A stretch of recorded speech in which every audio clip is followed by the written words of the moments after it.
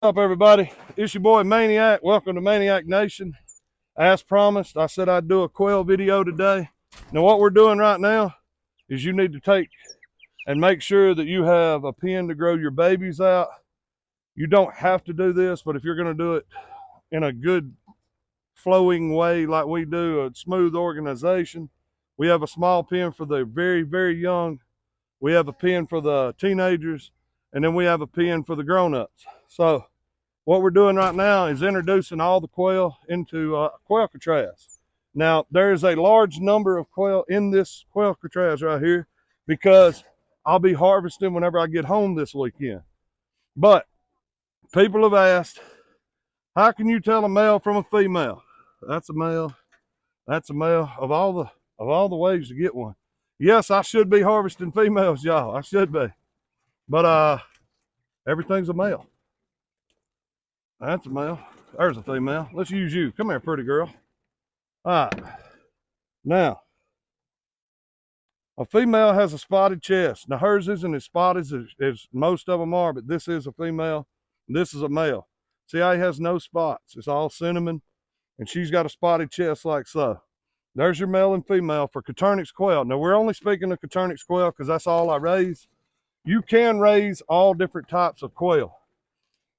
You can, you can raise any quail you want, but now when you start getting into different quail, that's whenever you're going to need a whole lot more pens, a whole lot more infrastructure. And right now we're balling on a budget. So that's what we're up to. Even if I wasn't balling on a budget, I still would probably only do Coturnix quail because they're feather sexable. It's very simple. It's very easy. But males will have a cinnamon chest. Females will have the spotted chest. What I would recommend is you need to build your pen however high, however tall you are, figure that measurement out. And then you want to build the pen to your length. You can do it whatever length you want. I don't care. If you can get 20-foot boards, get 20-foot boards if you're going to raise that many quail. I wish I had that. But after that, you need to make a pen that you can reach to the back. You want to be able to reach all the way through because these birds are fast and you need to be able to catch them, hold on to them, stuff like that. So 25 inches is how your wire is going to come. Your wire will come in 25-inch width. So that's what you need to use. So buy whatever length you need and just make sure it's 25 inches. You can reach all the way to the back just like so. And it's easy to handle your birds. Now, when your birds first hatch, you need to take a brooder. We take those plastic totes out of the big box stores and we just put a heat lamp in there. We keep them in there for the first 6 to 8 weeks. Now, most of the time it's just 6 weeks, but when it's really, really cold, we may go to 8 weeks. But normally in 6 weeks, we bring our birds out. When they're fully feathered, these birds can handle cold, cold, cold temperatures. So, once you have the 6 weeks, put it in your 6-week pen or 8 week, 6 to 8 weeks, you should have a pen for that. As they get, we'll say 12 weeks, you should start receiving eggs. After the winter is over, you should start receiving eggs. Now, when you start receiving eggs, then you can decide if you want to keep one population here. But see, we're constantly generating more birds, more birds, more birds. So we're constantly filling up the brooder cage, the teenage pen, and the large pen. So therefore, we just keep it flowing, keep it moving. So remember what I said. You can build it as high as you want, as long as you want. But remember, build it in 25-inch widths. And I'm telling you, it'll save you a whole lot of time. The wire lays in there. You can staple it, nail it, screw it. However you want to do that, your wire's going to be in there perfectly. And after your birds become 6 weeks old, bring them out to your first pen. No more need for a heat lamp after that. Unless you know it's going to go down into freezing temperatures, you might want to hold them under a lamp for 2 more weeks or keep them inside the brooder. But the longer you keep them inside your house or inside your shop or something like that, it's going to smell. So you're going to have to start cleaning it like crazy, like a lot. When they're babies, once a week. As they get older, twice a week. When they get a little older, you're going to be doing it 2-3 times a week.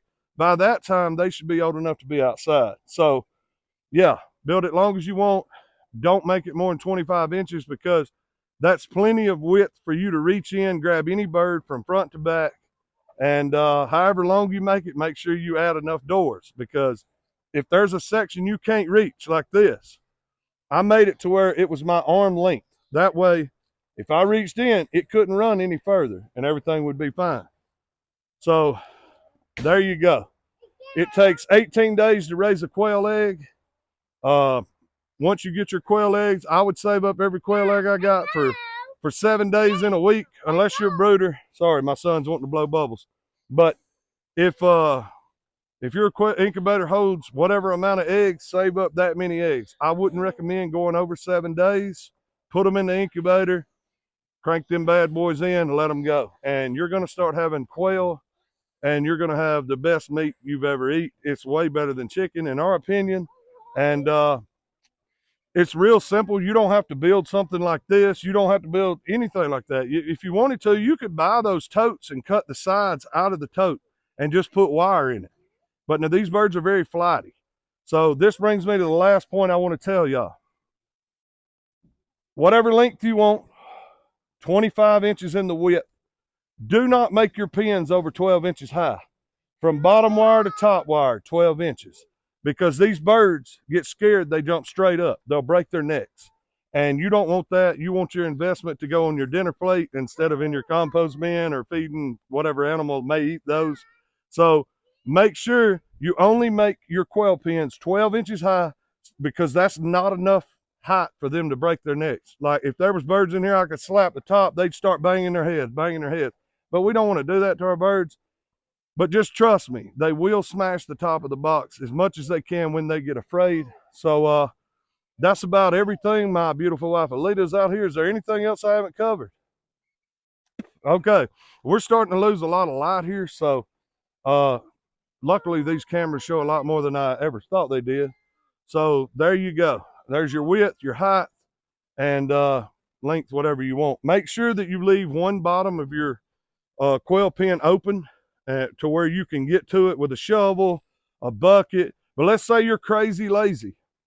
Do what me and my wife do. We're not crazy lazy. It's just we figured out how simple and fast it could be.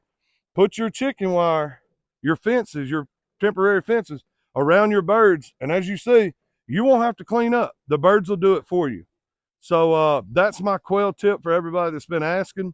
So there you go. If there's something I haven't covered and you want to know, and I know I didn't go into all the different types of quail because there's no point in confusing what you're doing, making it more complicating. So we just try to make it simple and get ourselves fed as fast as possible. So this has been an awesome adventure. We love quail. We will always raise quail no matter how bad finances get. They're very easy to raise, and they're probably the cheapest so far. So we hope you've enjoyed this video. I'm your boy Maniac. Thank you for watching Maniac Nation, y'all. We out.